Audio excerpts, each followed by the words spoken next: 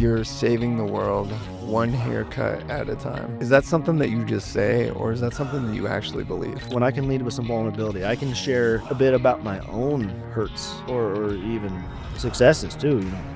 Be open and trusting. Have you always wanted to help save lives one haircut at a time? Like, where did that desire come from? Most people aren't completely honest, not to their therapist, not to their family, but they tend to be honest while sitting in a barber chair. Today, we're talking to a barber who sees people on a regular basis sitting in his chair, being vulnerable and honest. You say that you're saving the world one haircut at a time. Is that something that you just say, or is that something that you actually believe? So I actually believe it. You do. Mm-hmm. You're saving lives one haircut at a time. Mm-hmm. Explain that. In small ways, that as I'm cutting my client's hair, that they might be talking about a hurt, Mm, and usually they only just brush up on it, yeah. kind of in passing, as we're talking about everything under the sun. But I I go in a little deeper on that, like, what he wants that little crack. Mm, It's like I take a hammer, yeah. bang, bang. It's like open that up a bit. Yeah. Let's unbox that. Let's extrapolate. And long story short, they end up feeling a little lighter Mm, as they get up out of that chair, walk out the door. But there's also in big ways too, where I talk about oh, we solved the world's problems. yeah. Just no big deal, just like in a half hour, just real quick. Right. Right. Where like, you know, eh, anything from AI and taking over the world and our our um our unhoused neighbors downtown, Mm, um, mental disease, uh, broad range of those kind of topics. Uh, uh, uh, well, of course, obviously, broken system, broken, corrupt, political systems, locally and nationally. yeah. That Wow. we'll solve those problems too. Yeah. Wow. So the barber chair is in a way like a outlet for people to share things that maybe they wouldn't feel comfortable sharing with anyone else. Right. And you get to be kind of that person that's there when somebody says something and you're like, "Oh, let's explore that a little bit more." There's a comfort that the being groomed, the feeling of just being combed Yeah. along your scalp is soothing, Yeah. relaxing. That, like you said, Yeah. that therapists and counselors, they can't quite duplicate Yeah. that setting, whereas they just kinda melt Yeah. in my chair, but I do have them another advantage too, where I can lead with some vulnerability too. Right. I'm not under the same kind of guidelines, Yeah. the HIPAA guidelines. True. I call them BIPA. Yep. Yeah, Barber, Oh, confidentiality, etcetera. that's funny. Yeah. You have your own guidelines. Uh-huh, where they're similar, Yeah. they're confidential, but Yeah, what you hear stays there. uh-huh, Yeah. uh-huh, uh-huh. However, that when I can lead with some vulnerability, I can share a bit about my own hurts or or, uh, or even successes too. uh, be open and trusting. Yeah. Well, They open up too. let's explore that. So, your own hurts, your own truths. Have you always wanted to help save lives one haircut at a time? Like, where did that desire come from? Well, yeah, although I was 30 when I became a barber. Okay. So, Kind of like a later in life career change? career change for sure. Yeah. What were you before the barber? I was a machinist, Okay. CNC Oh, wow. programmer, Yeah. operator, where, I got the precision Yeah. of that machinist and the routines and the systems, but, Something was missing maybe? oh, yeah, definitely. It's like Yeah. just talking to machines, Yeah. was empty, right? But, Right. I haven't really thought about it much, like where it came from Yeah. in me, something, compassionate in my soul, just wanted to reach out to people. Have you felt that way your whole life? Yeah, Since you were a kid? yeah. Okay. So this is something that manifested at a young age? Oh, yeah. Yeah. Oh, yeah, maybe being sensitive, Mm. empathic, Yeah. maybe I just have an inclination. Like, Did you that's find did you find yourself in school, like, trying to help other kids and be supportive? yeah. Yeah. Okay. Alright. So that's just who you are Yes, inside. deep down, yeah. Yeah. Now you mentioned earlier that you were a BMX rider as well? Right. Yeah. What was that like? Oh, what was it like? Yeah. Well, it's a community of its own. Yeah. It's and that community is supportive and loving and caring, um, and psyched, Yeah. You get psyched for each other, Keep on. enthusiastic, Yeah. um, pick each other up when they fall. Well, when you pull tricks, you celebrate. Yeah.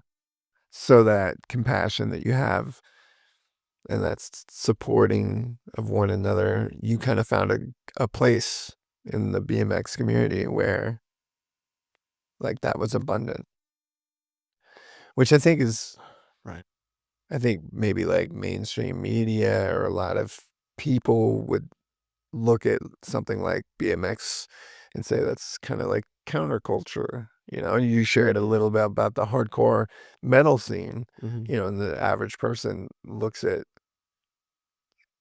that group of people and says, that's counterculture. That's Mhm. wrong. There's something off there. But then you describe it as So, this almost like a family. we have this saying, it's like it came up recently that they say the weird thing that, hippies are mean people pretending to be nice, but metalheads are actually nice people pretending to be mean. Mm, And I guess you're right, Roman, that we were looked at as counterculture, and and there's something off about them. yeah, But oh, I found so much love and support within those communities. They stick together. yeah. That's beautiful. Yeah, it is. I just wish people knew that. Yeah. They'd see us for who we are. Well, I think the great thing of being able to come on a platform like here is to like talk about things that people don't often know, right? Like people make assumptions. That's one of the great human flaws, I believe, You're right. is that we're quick to make assumptions and then we make judgments, you know? Both of us have tattoos. So you know it very well. You have the gauges in the ear, you have a beard, tattoos. People automatically will see you and make an assumption, And You're right. I see that every day. Mhm. I remember when I went to go get my hands tattooed. It was very intentional. Um, It is.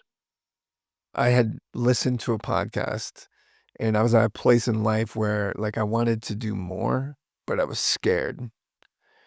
And I listened to this podcast, and it was like this history podcast where they're talking about how the Vikings would, when they would sail to a new land, they would bring their ships on shore and they would tear them down and light them on fire, like the burning of the boats. Really? And essentially, the reason they did that was so that there was no, like, they had to figure it out. There was no retreat. Like, we're here at this new place. Like, if times get tough, we have to stick it out now because we burned the boats. There's no retreat. And I remember thinking, you know what? Like, personally in Mm. my life, like, it's time to burn the boats. I'm so scared of failure, but I have these big dreams and these goals. So I need to metaphorically burn the boats, you know?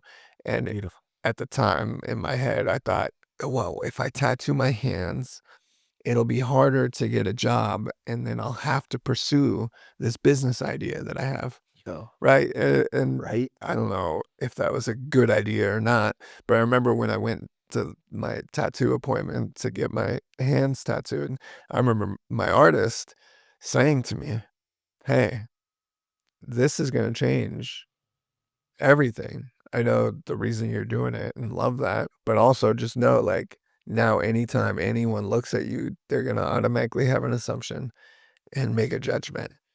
And that'll never go away because this thing that you're doing is something that people perceive as crazy. And I remember thinking, oh, that's not whatever. Do it anyway. Mm. And then my experience has been absolutely almost everyone that I interact with on a regular basis looks at me and will automatically form some sort of assumption and judgment. But like you're Mm. saying, give me 10 minutes, get to know me, and you'll know, you know? I know. Like, You're talking right. about some of the BMXing, like, come check it out, like, get to know us, like, learn what it's really all about, the metal culture, right? Yeah, people are scared of metalheads, but every metalhead I've ever met has been the sweetest, kindest person in the world. You're right. Robin Williams' character in Patch Adams, Mm, he said that it's to the effect that it, really the the disease that we should really concentrate on curing. The disease we should really concentrate on curing is, let's start with indifference. mm,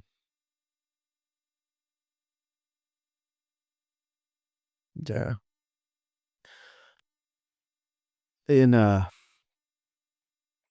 in the tattoo shops, we call those the killer tattoos. yeah, Like something like that. yeah, You know, yeah, full sleeves, hands, neck, throat, yeah, face. And I said that's beautiful. I got tattoos as a machinist and then as a barber, and it's almost encouraged yeah, to be tattooed. right, To clients that go to a tattooed barber. right, And so it sounds like to me, it's like, like Roman didn't want to get pigeonholed into some 9 to 5 either. Not right, like I did either. right, We had dreams and hopes. mhm, Some of us still remember some of those dreams. yeah. Yeah, I say all the time, like, the biggest disservice anyone could do to themselves is to give up. That's pretty much the same as dying right then. We say that there's a lot of people out there alive, a lot of people alive, but not living. Mm, yeah, And I say that it saddens me because I bring this culture of BMX skate, hardcore, punk metal, tattoo counterculture. I bring this to you guys to remember to keep living. Mm. Yeah, that makes me think of our homeless population. And I know that's a population that you work with a lot, right? You provide haircuts to our unhoused here in Grand Junction, right? Right. And so many people have preconceived ideas of that population. And a lot of people just assume that they've given up. And like sometimes that's the case, Mm-hmm. but more often than not, that couldn't be further from the truth. Right. Philip Masters has introduced us Yeah, because then United Way is just down the hall yeah. in my building. Okay. I I rent a suite to work out of my one-on-one barber shop and private studio. It's awesome. It is that's such a great community. Yeah, So Philip is down. He just poked his head in, and we end up having like a half hour conversation about what we're doing with our neighbors downtown. wow. And then that's when he introduced us, right? Right. So you said that a lot of people have a preconceived notion of that those homeless people just gave up, right? Mhm. But I think the biggest preconceived notion is that they chose to be Yeah. a homeless Mm. bum. Yeah. So Yeah.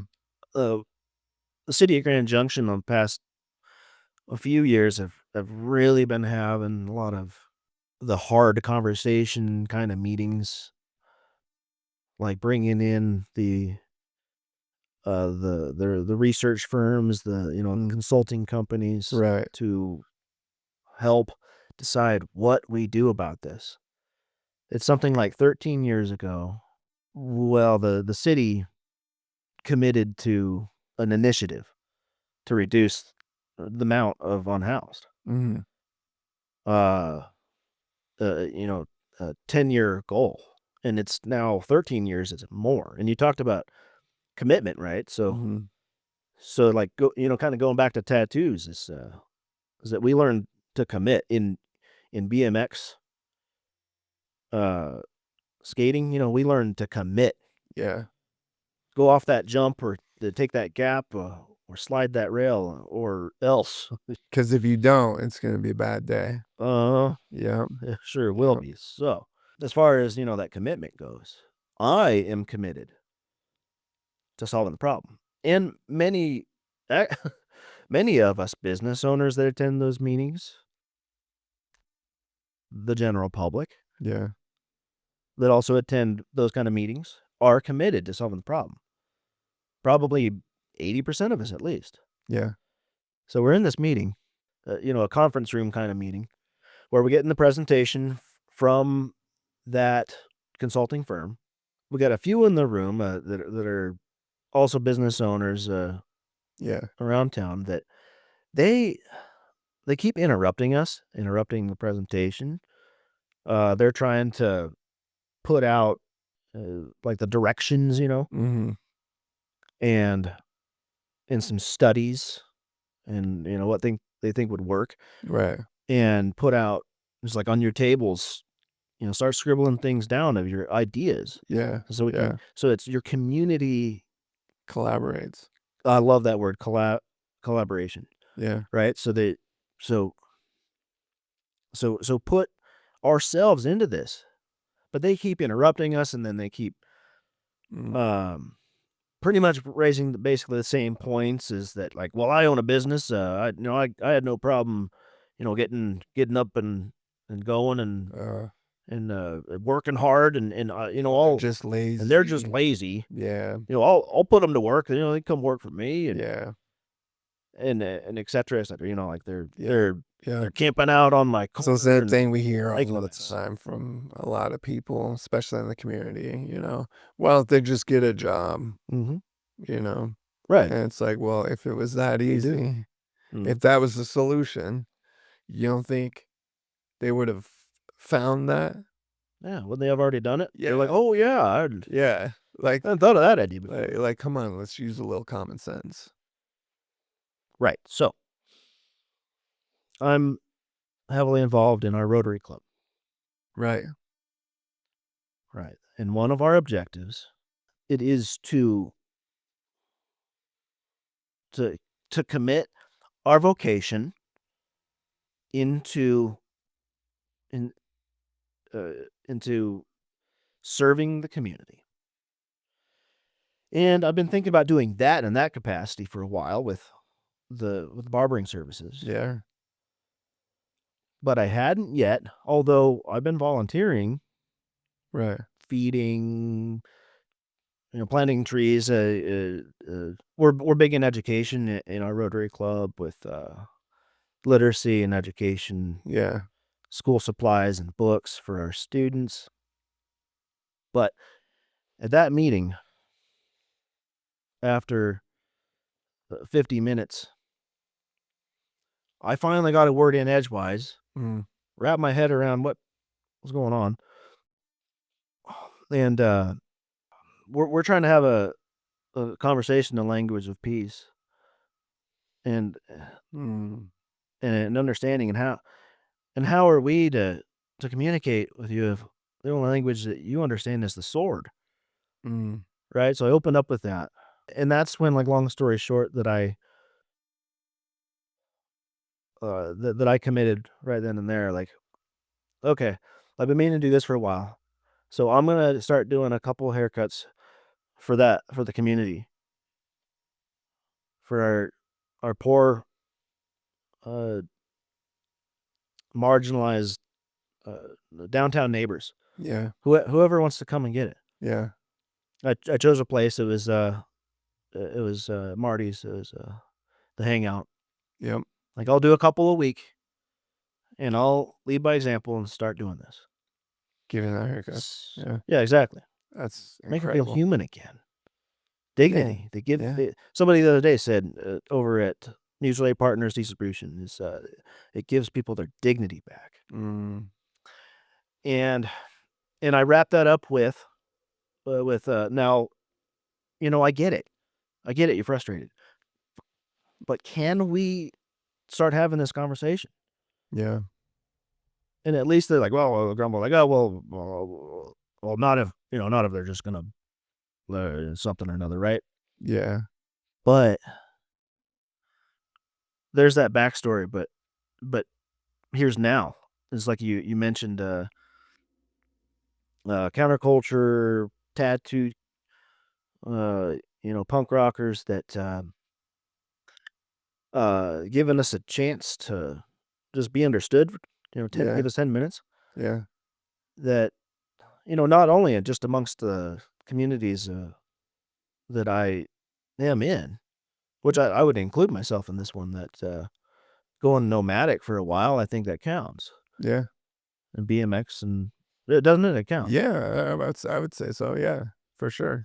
Good. I mean, I think a lot of people are like, well, I wasn't homeless. I was couch surfing. Brother, Brother. you were homeless. You know what I mean? Mhm. Yeah, I signed off any leases I had, Yeah. Yeah. happy with the money I had in my account, worked places here and there, and Right. I had no home. I Yep. had no lease, I owned no property. Right. So it counts, right? I think so. The point good, because the point, is like, try to box this up nice and neatly now, is that a couple of them will come and sit in a chair a week, and I've met some of the most intelligent, Mm. loving, and caring, um, incredible and amazing, and dynamic and interesting people, Yeah. men and women, everything in between, that sits in that chair, just a fold up chair. Like of the community that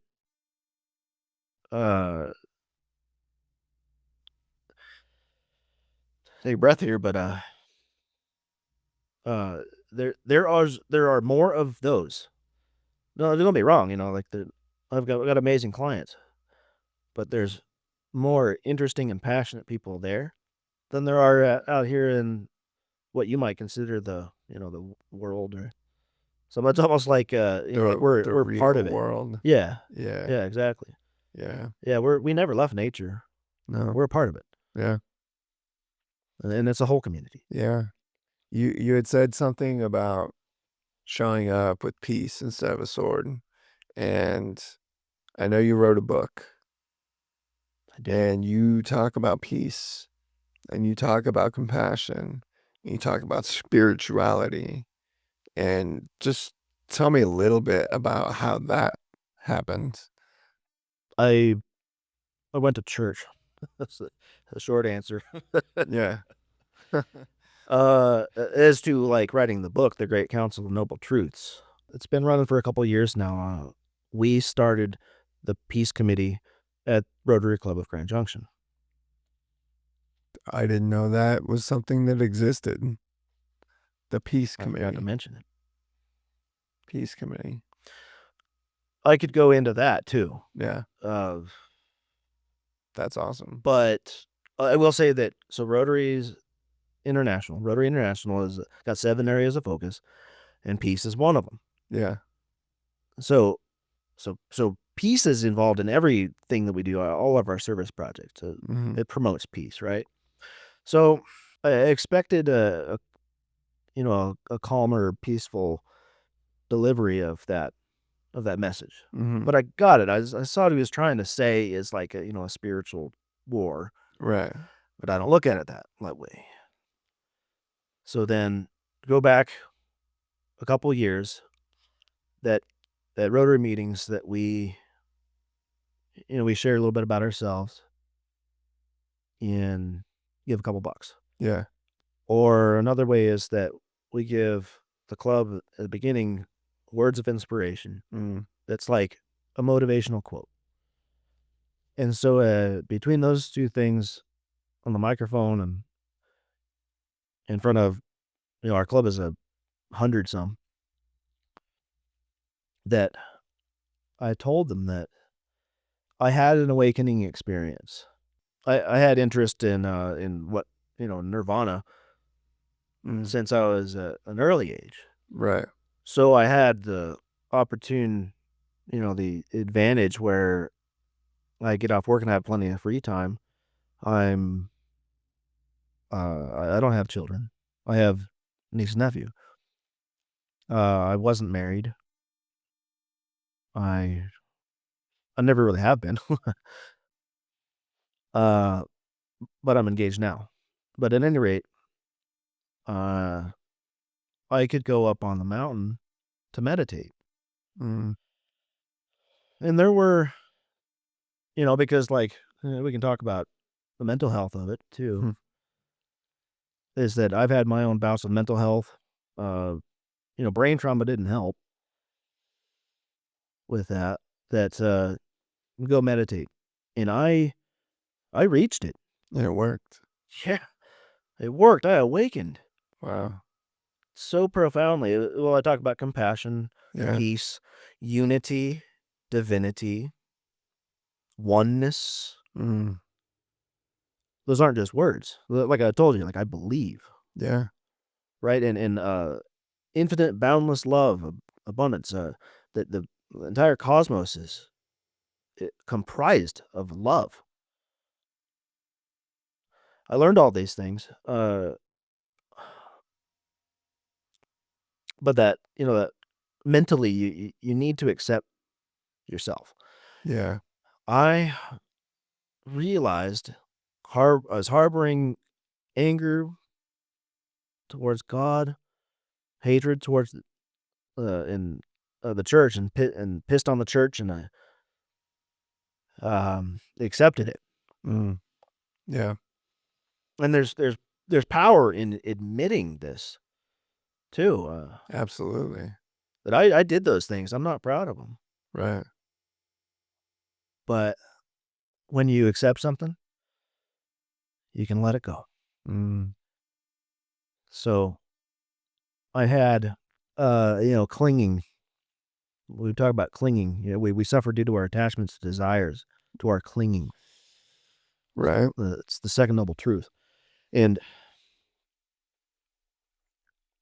I I clung to ego to so that's layers of identity that I surround myself with. Like, I'm a metalhead. I need to hate God. Right. Um, or the illusion of control is another one, That's a big one. Yeah. right? Yeah. Right. So then that's like the peeling back the layers of the onion to where then you can finally get down to your true self and meditate on that. And that's where then you cross that threshold into the universe, the source, Mm. convene with the source. And that's where the spirituality comes from. And you're able to find this through meditation. Yes. Yes. I will admit that at first, many years ago, I had some psychedelic help. Yeah. Sure. Okay. Yeah. And it was great. They were great tools. Yeah.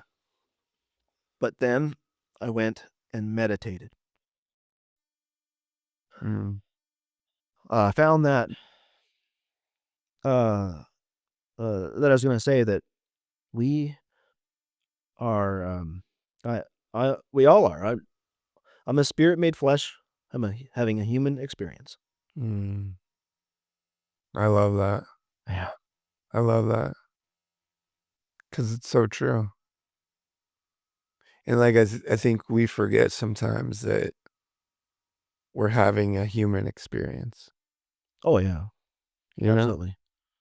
And then like the things that we go through and the feelings that we have and the emotions Mm-hmm. Mm-hmm. are all human and okay, Mm-hmm. you know? Absolutely. And I still have them. It's like Yeah, awakening of doesn't course. mean that I detached myself from them. I come back down that mountain Yeah. and I feel them perhaps even more intensely, Mm. but I am calm. Yeah. Alan Watts, Love them. he has this, actually, there's a video on YouTube, it's in black and white of him teaching this thing, and it's all about the teaching of awakening, you know? And my favorite part of it was he has the yin yang symbol, Mm-hmm. right? Love it. And, I have it tattooed right here, and, Nice. historically, people think of it as, like, good and evil, and how good and evil are in this battle. And it's like, well, that's not true. I mean, if you view the world through the lens of right or wrong and it has to be one or the other, like, you rob yourself of seeing the truth. And the truth is that there is no right or wrong. There is no good or bad. There just is. It's impermanence. And you prescribe your meaning onto everything. But if you remove your attachment to what you believe meaning is, you'll be able to see things as they are. Exactly. Yeah, like you said, the truth The truth. is impermanence. Yeah. And what I like about the yin yang is it comes from Tao. Yep. Tao is in my book as almost all of them are Yeah. deities, right? So Yep.